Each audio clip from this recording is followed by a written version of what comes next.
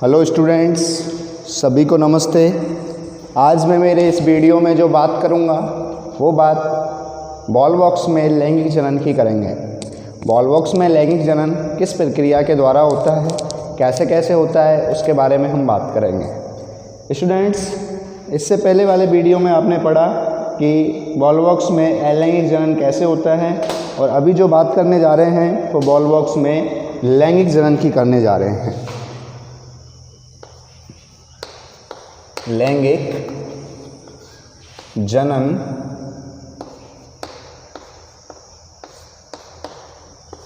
किसमें? Ball box में। Student, इसमें जो है वो कब होता है लैंगिक जनन? पोषण की कमी, ताप व प्रकाश की अधिकता अर्थात शैवालों के लिए जब परिस्थितियां प्रतिकूल हो जाती हैं, जब बॉल बॉक्स के लिए जो परिस्थितियां हैं वो अनुकूल होती हैं, तब तो अलैंगिक जनन होता है। और जब परिस्थितियां प्रतिकूल होती हैं तो जनन कौन सा होता है स्टूडेंट? लैंगिक जनन होता है। तो पोषण की कमी, फर्स्ट पॉइंट में पोषण की कमी, ताप व प्रकाश, ताप व प्रकाश की अधिकता,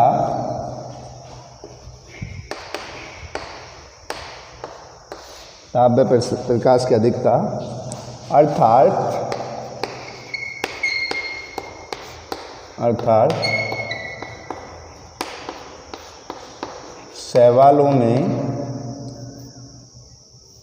अर्थात शैवालों के लिए जब प्रतिकूल परिस्थितियां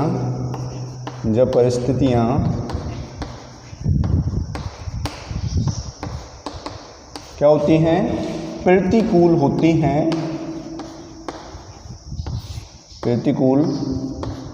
होती हैं, तो कौन सा जनन होता है? तो लैंगिक जनन होता है।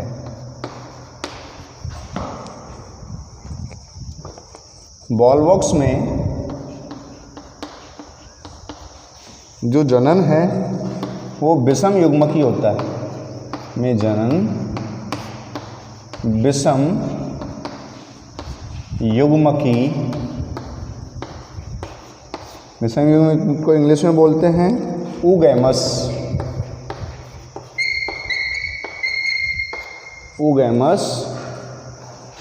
प्रकार का होता है।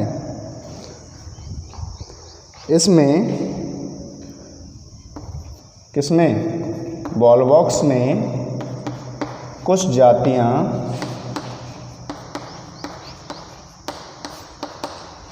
एक लिंगाश्रयी,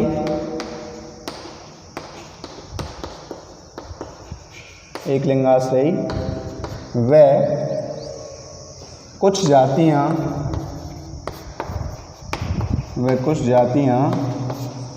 उभय लिंगाश्रयी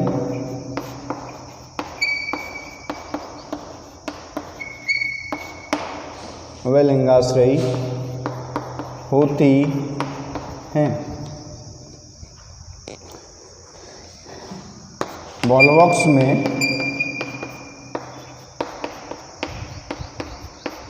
नर प्रजनन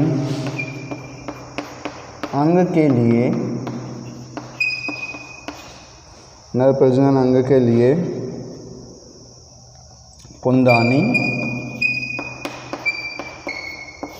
कुंदानी यानी कि एंथ्रीडियम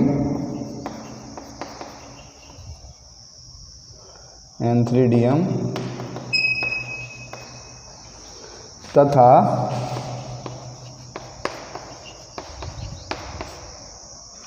मादा प्रजनन अंग अंडदानी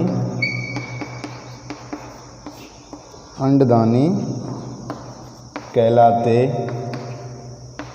हैं। अब बात करेंगे इसमें पुंदानी के विकास की।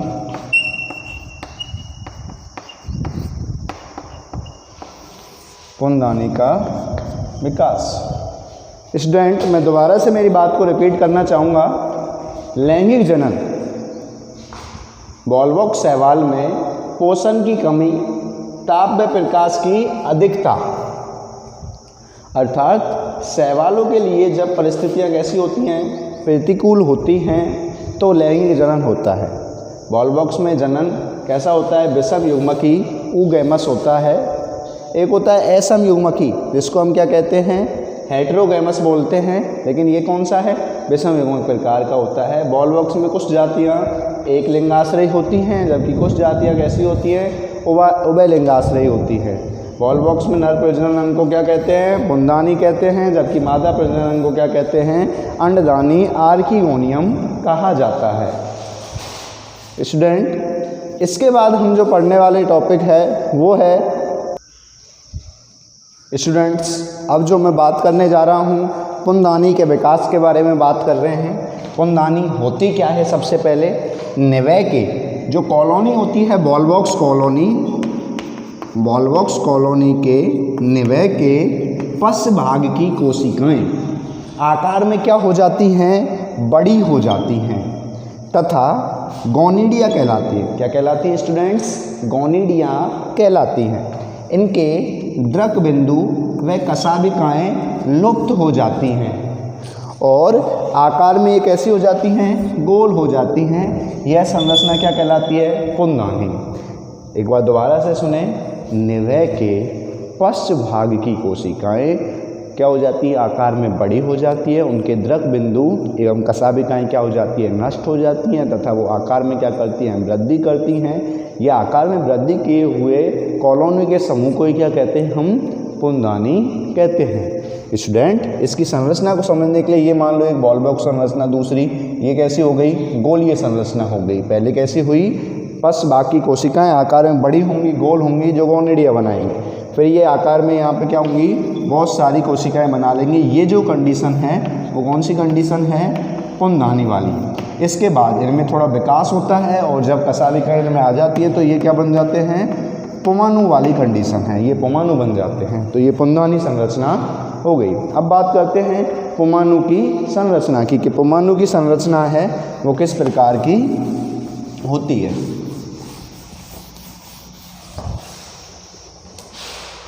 स्टूडेंट, पुमाणु की संरचना है जो प्रत्येक पुमाणु है जो एक लंबी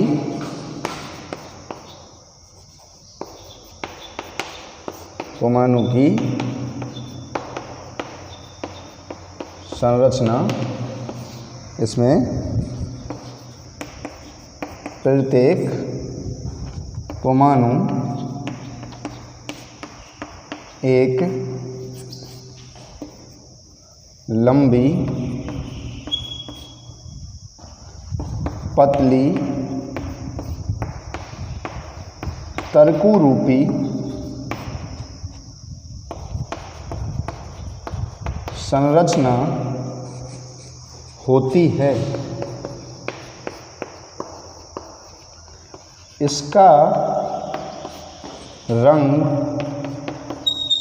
पीला हरा होता है। इसके किसके? पुमाणु के अग्रसिरे पर दो कशाभिकाएं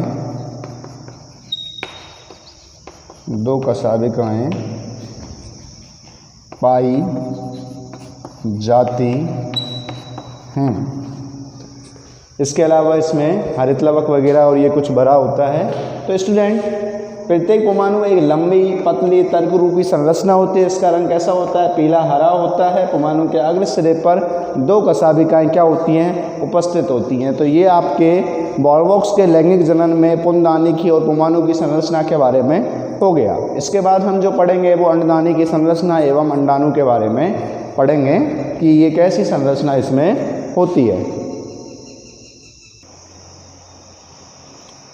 स्टूडेंट्स, अब बात करेंगे हम अंडधानी के विकास के बारे में और निषेचन के बारे में एवं निषेचतांड की संरचना के बारे में। किस प्रकार से अंडधानी का संरचना या अंडधानी का विकास होता है। तो सबसे पहली बात वही, निवय की पश्च भाग में, निवय के पश्च भाग में कुछ कोशिकाओं की कशाभिका व नेत्र बिंदु नष्ट हो जाते हैं। इनका जैसे ही कोशिकाएं व कशाभिकाएं नष्ट होती हैं तो उनका आकार कई गुना क्या हो जाता है? बढ़ जाता है। बढ़ जाता है तो इनका आकार कैसा हो जाता है? गोलाकार अथवा फ्लास्क के समान हो जाता है तथा इन कोशिकाओं का जीव द्रव्य अंड के रूप में रूपांतरित हो जाता है तथा इन्हें क्या कहते हैं? अंडधानी कहते हैं। तथा इन्हें अंडधानी कहते हैं। अब इसको हम संरचना को डायग्रामेटिकली समझ लेते हैं। सबसे पहले ये आपके नॉर्मल बॉलवॉक्स, फिर ये सोमेटिक सेल्स हैं। सोमेटिक सेल्स जिनमें जीव द्रव्य बहुत ज़्यादा भरा हुआ है, उन सेल्स को हम क्या बोल रहे हैं? सोमेटिक सेल्स बोल रहे हैं। ये सोमेटिक सेल्स हैं वो अंडधानी में रूपांतरित होती है, लेकिन इस अंडधानी में इमैच्योर एग यानी कि अपरिपक्व अंडा क्या होता है? विकसित होता है। किसमें? इस अंडधानी में। फिर इसके बाद धीरे धीरे ये कुछ फेज में जाके नेक्स्ट फेज में जाएगी तो परिपक्व अंडधानी का या परिपक्व अंडे वाली धानी का विकास करेगी। जैसे ही परिपक्व अंडधानी का विकास हो जाता है तो यहाँ अंडधानी का विकास की कंप्लीट बात हो जाती है। फिर इसके बाद प्रक्रिया जो चलती है वो निषेचन की प्रक्रिया चलती है। निषेचन की प्रक्रिया में जो ये संरचना दिख रही है आपको, ये संरचना है वो ऊपर वाली ये संरचना, जिसको मैं साफ कर रहा हूँ एक बार, ये ऊपर वाली जो संरचना है वो किसकी है? स्पर्म की संरचना है। स्पर्म की जो संरचना है वो स्टूडेंट्स कहाँ पे आ जाती है? परिपक्व अंडे के पास आ जाती है। परिपक्व अंडे से क्या करती है? एक तरह से मिक्सअप हो जाती है या संयोजन या फर्टिलाइजेशन की प्रोसेस करती है। और जैसे ही परिपक्व अंडे से स्पर्म मिल जाता है तो फिर क्या बनेगा आपका? oospore और निषिक्तांड बन जाता है। इससे पहले आपने क्या पढ़ा था? पुंजदानी का विकास। पुंजदानी के विकास में कुछ यही बातें थी। फिर परमाणु की संरचना कैसी होती है? परमाणु कैसा होता है? चलनशील होता है। फिर आपने पढ़ा अंडदानी का विकास, अंडदानी की संरचना कैसी होती है। फिर अंडदानी के विकास के बाद यहाँ से जो प्रक्रिया पढ़ रहे हैं हम, यहाँ से निषेचन वाली प्रक्रिया पढ़ रहे हैं। निषेचन, इस निषेचन की प्रक्रिया के द्वारा फर्टिलाइजेशन होता है और ओवरऑल निषिक्तांड का निर्माण हो जाता है। इस निषिक्तांड में अंकुरन के पश्चात नए बॉलवॉक्स कॉलोनी का निर्माण होता है और ये नई बॉलवॉक्स कॉलोनी है वो नए एल्गीज का निर्माण करती है। स्टूडेंट, मैं आशा करता हूँ यहाँ तक आपको लैंगिक जनन की बात समझ आई होगी। बहुत शॉर्ट में है। सबसे पहले आपको लैंगिक जनन की कुछ विशेष बातें बतानी हैं, उसके बाद पुंजदानी का विकास, फिर अंडदानी का विकास, इसके अलावा परमाणु की संरचना, दोनों को डायग्रामेटिकली दिखाना है। इसके बाद आपको निषेचन की प्रक्रिया और निषिक्तांड की संरचना किस प्रकार की है उसको बताना है। अब हम जो बात करने जा रहे हैं आगे वो लाइफ साइकिल के बारे में, जीवन चक्र के बारे में बात करेंगे कि आपके जो बॉलवॉक्स है इसका जीवन चक्र किस प्रकार का होता है। तो जीवन चक्र मैंने इससे पहले समझाया भी हुआ है कि जीवन चक्र में हम जो बात करते हैं वो किसके करते हैं? इसमें जनन के माध्यमों की करते हैं कि इसमें किस किस प्रकार के जनन की बात हो रही है। लैंगिक जनन और अलैंगिक जनन, उनको ही हम दो रूपों में प्रदर्शित कर देते हैं। यही उसका क्या है? जीवन चक्र है। बहुत ही आसान है समझना। कैसे? जीवन चक्र मैंने बताया था कि जनन के माध्यमों को ही प्रदर्शित करना क्या है, उसके जीवन चक्र की प्रक्रिया है। ये आपका बॉलवॉक्स, इस बॉलवॉक्स में आपके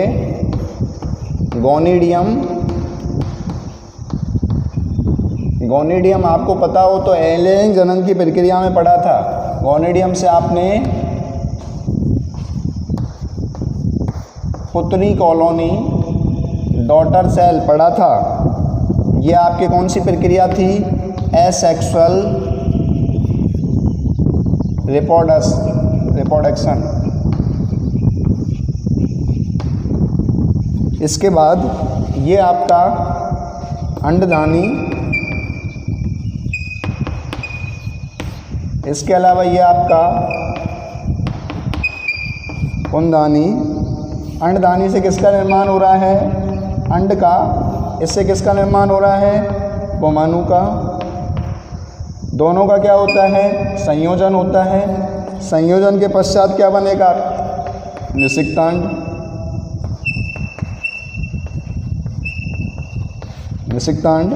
निषिक्तांड के बाद आपका अर्धसूत्री विभाजन। अर्धसूत्री विभाजन के बाद चल बीजाणु के बाद आपका किशोर कॉलोनी।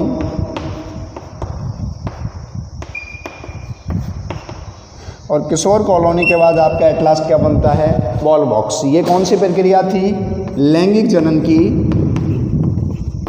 लैंगिक जनन या सेक्सुअल रिप्रोडक्शन।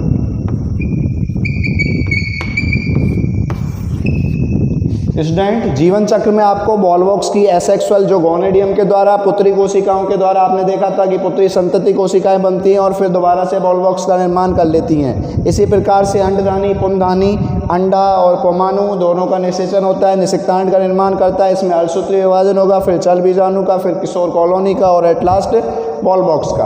तो ये इसके जीवन चक्र में पढ़ने योग्य बातें थी। स्टूडेंट, हमने बॉल बॉक्स की सभी पॉइंट्स के बारे में बात कर ली। सबसे पहले जो हमने बात की थी फर्स्ट इसके लक्षणों के बारे में की थी। बॉल बॉक्स के लक्षण, बॉल बॉक्स लक्षण। फिर इसके वर्गीकरण के बारे में बात की, वर्गीकरण। फिर हमने इसके आवास के बारे में बात की। फिर इसके हमने आवास के बाद सुकाय संरचना के बारे में बात की। फिर इसकी हमने जनन के बारे में, जनन में भी लैंगिक और अलैंगिक जनन दोनों के बारे में बात की। और एट लास्ट जो इसकी बात की हमने वो किसकी की? इसके जीवन चक्र के बारे में बात की। यदि बड़ा क्वेश्चन आता है स्टूडेंट्स बॉल बॉक्स के ऊपर तो ये सभी पॉइंट्स आपको लिखने होंगे, तभी जाके आपको पूर्ण मार्क्स मिल पाएंगे। कंप्लीट पूरा क्वेश्चन ये बनता है। और यदि किसी विशेष पॉइंट पे फोकस करता है तो आपको विशेष पॉइंट को लिखना है। स्टूडेंट, मैं आशा करता हूँ आपको मेरा वीडियो समझ आया होगा। वीडियो को लाइक शेयर एवं सब्सक्राइब करें। वीडियो को देखने के लिए धन्यवाद।